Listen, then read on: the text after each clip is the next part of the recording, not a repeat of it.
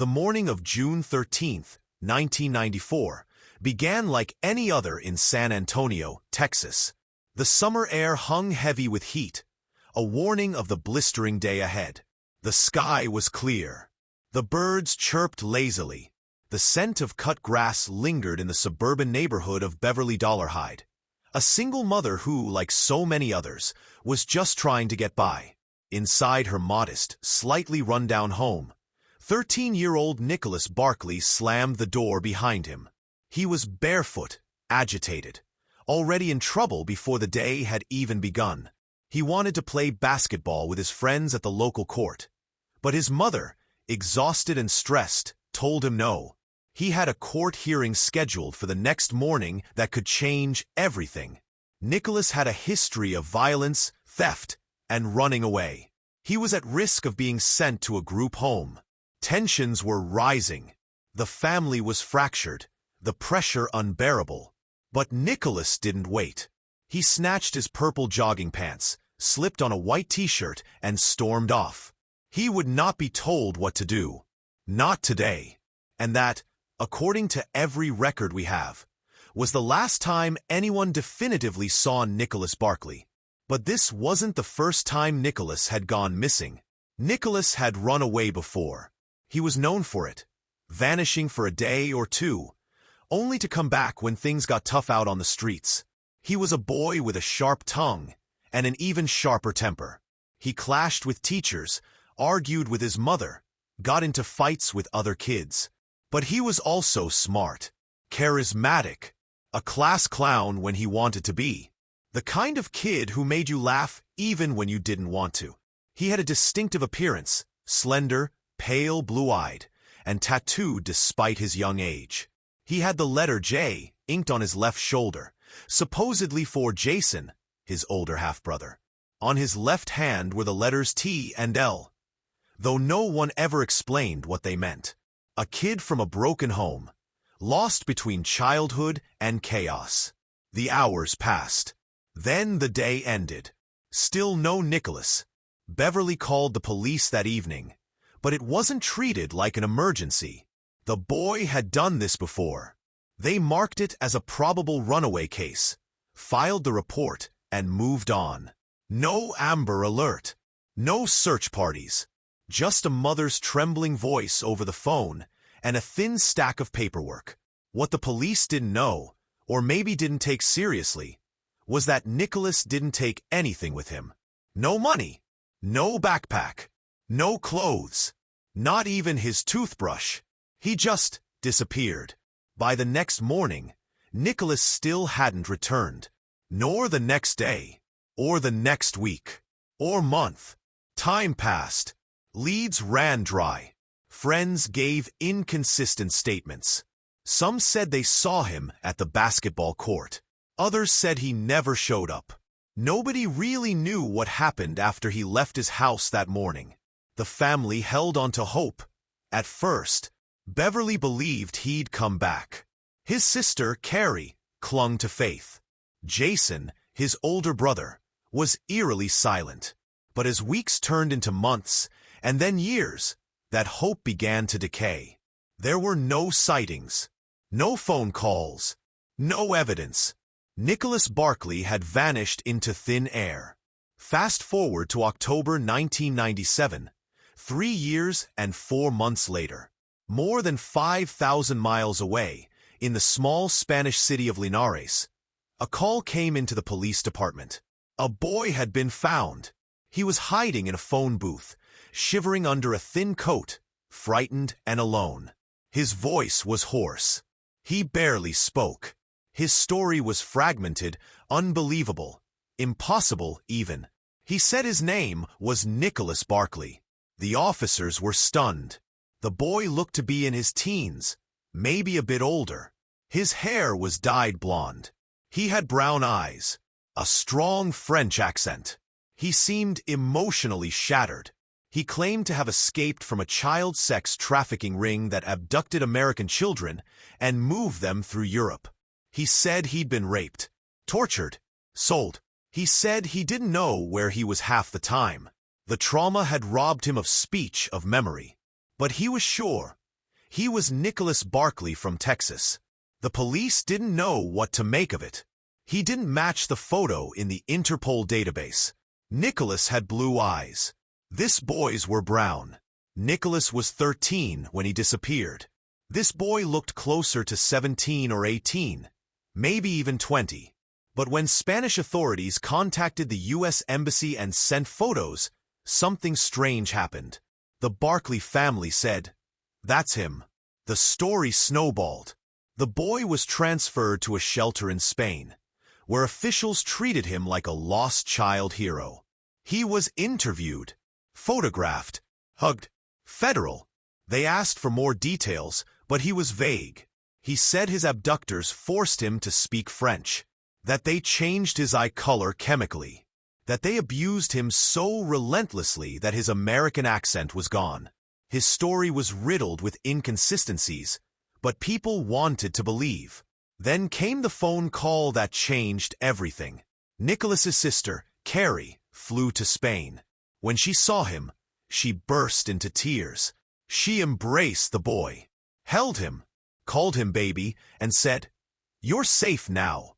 This moment, caught on camera, was broadcast around the world. A miracle reunion. A lost child returned. It was almost biblical.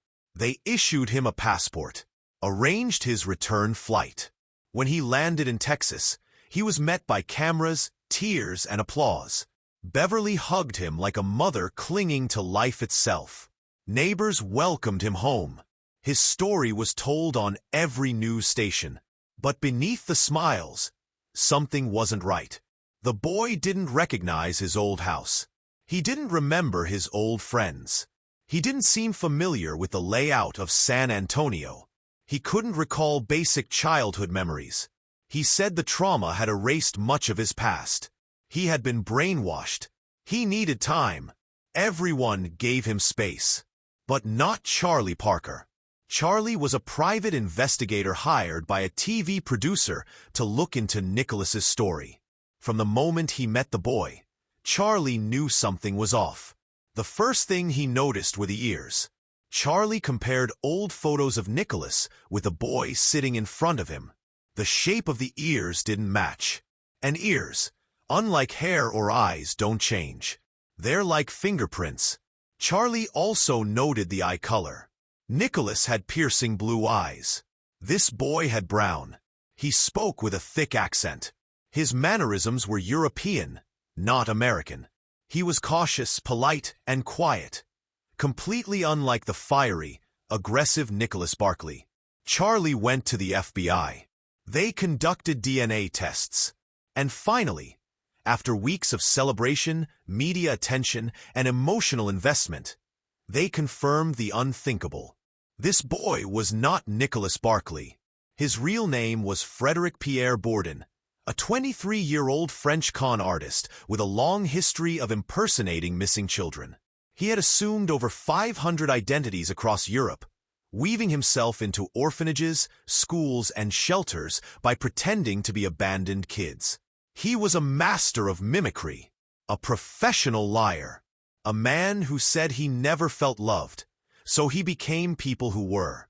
When he saw a missing persons fax in a youth shelter in Spain, he picked Nicholas Barclay because the case was old, the photo grainy, and the story vague. He figured he could pull it off. And he did. He changed his hair, changed his story, used trauma and abuse as shields, played on the emotions of a grieving family. But this led to a deeper, more disturbing question. How could the family believe him? He didn't look like Nicholas, didn't sound like him, didn't act like him. And yet, Carrie hugged him. Beverly called him my son. Why? Bourdin had a chilling theory. He claimed they knew. He said that from the moment he arrived, he realized they were pretending, just like him. He said Beverly asked almost no questions. That Carrie looked nervous, distant. That Jason, Nicholas's brother, never wanted to see him at all. Bourdin suggested that the family accepted the lie because the real Nicholas was already dead. And they knew it. He believed the imposter was a convenient way to end the search, to bury the truth. To stop questions, police reopened the investigation. They questioned Beverly, Carrie, and Jason. Jason, the last person to see Nicholas alive, died shortly after of a drug overdose. Some speculated it was suicide. Others believed it was guilt. But no charges were filed. No body was ever found. And Nicholas Barclay remains officially missing to this day. Frederick Borden was sentenced to 6 years in prison. When released, he continued impersonating children across Europe. His name became synonymous with deception, manipulation, and the bizarre. The story was later turned into the acclaimed documentary The Imposter, a chilling look at identity, grief, and the lengths people will go to believe a lie. As for Nicholas, he would be 44 today, but in the minds of millions, he is still that 13-year-old boy, frozen in time. A child lost to the shadows, a mystery with no end. And perhaps that's the most haunting truth of all. Sometimes, it's not just the missing who vanish, it's the truth itself. But even with Borden behind bars, the story of Nicholas Barclay didn't fade. If anything, it only grew darker. Because after all the smoke cleared, after the tears, the media frenzy, and the courtroom drama, one question still hung heavy in the air. Where was the real Nicholas Barclay? It was the question no one could answer. And perhaps more disturbingly, it was the question no one in his family seemed eager to ask. Let's rewind for a moment. 3 years before Borden's appearance, Nicholas's home life was a powder keg. His mother, Beverly Dollarhide, worked long hours. She struggled with addiction. She had 3 children by different fathers, and Nicholas, angry, impulsive, rebellious, was the loudest echo of that chaos. His older half-brother Jason had his own history with drugs, arrests, and violence. Some neighbors described him as unstable. Others simply said he was always around when things went bad. When Nicholas disappeared, Jason was the last person to see him alive. According to the official story, Jason received a call from Nicholas the day he vanished, asking for a ride home. But Jason never picked him up. He claimed he fell asleep. Police never pressed further. They accepted the story. They treated Nicholas as a runaway. There was no urgency, no follow-up. But now, with the imposter exposed, people were asking, what if Jason knew something? What if Nicholas never called at all? What if Jason was covering something up? Investigators went back to the Barclay home. They interviewed Beverly. They dug through old reports. They tried to piece together a timeline. But the years had eroded everything. Memories, evidence, clarity. When Jason died of a cocaine overdose shortly after Borden's exposure, the investigation lost its most critical link. Whether by accident, despair, or guilt, the one man who might have held the truth had taken it to his grave.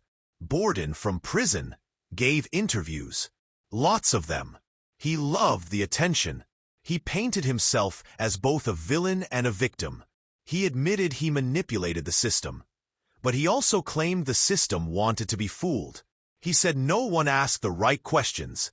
That American authorities wanted Nicholas to be found so badly, they ignored logic.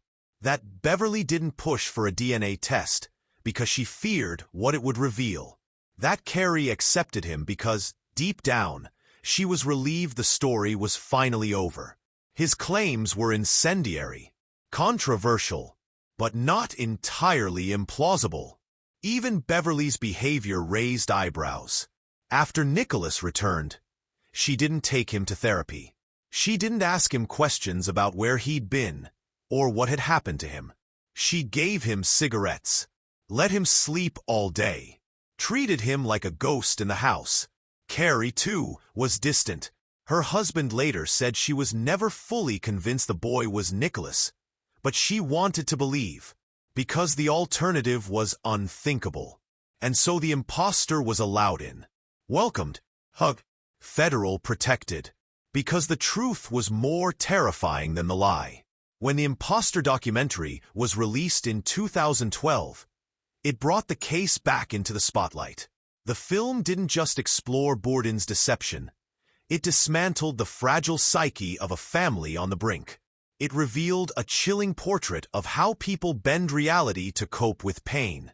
One of the most haunting moments in the film is when Borden says, "They didn't believe I was Nicholas because they missed him. They believed I was Nicholas because they couldn't face what they'd done." But what exactly had they done? There are several theories. Theory 1. The family killed Nicholas.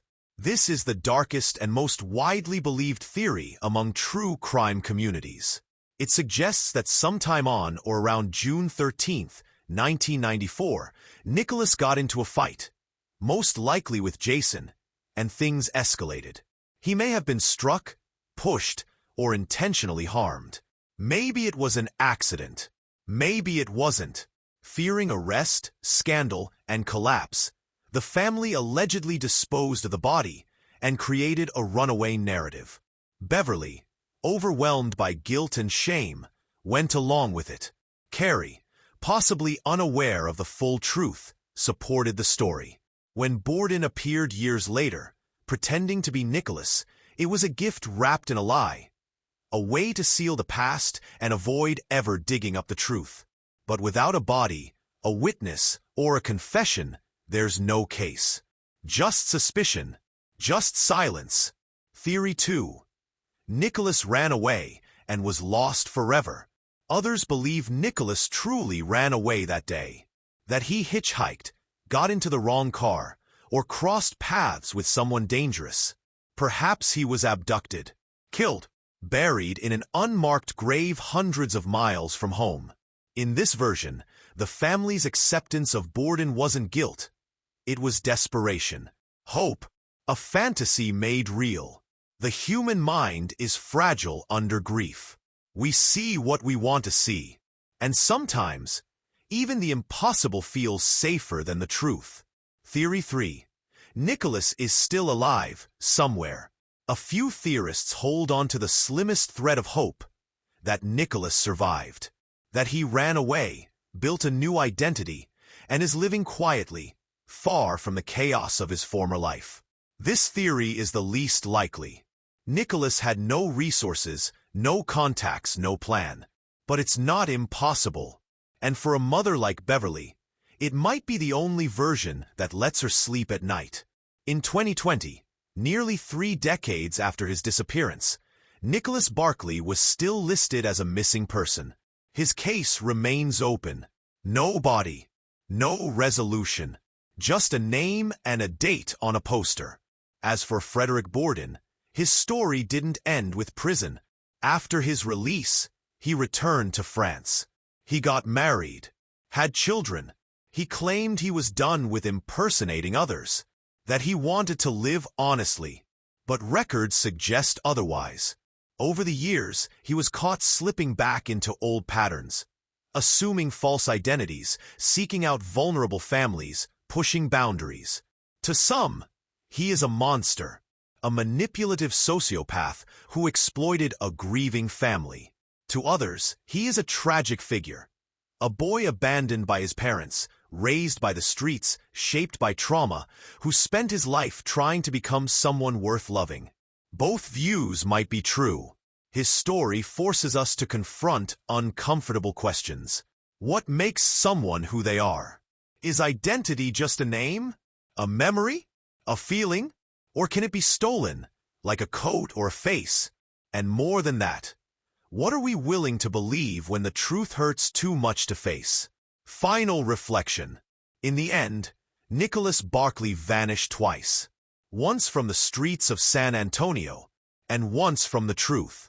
His life became a myth, a parable of pain, a mirror held up to our most fragile beliefs.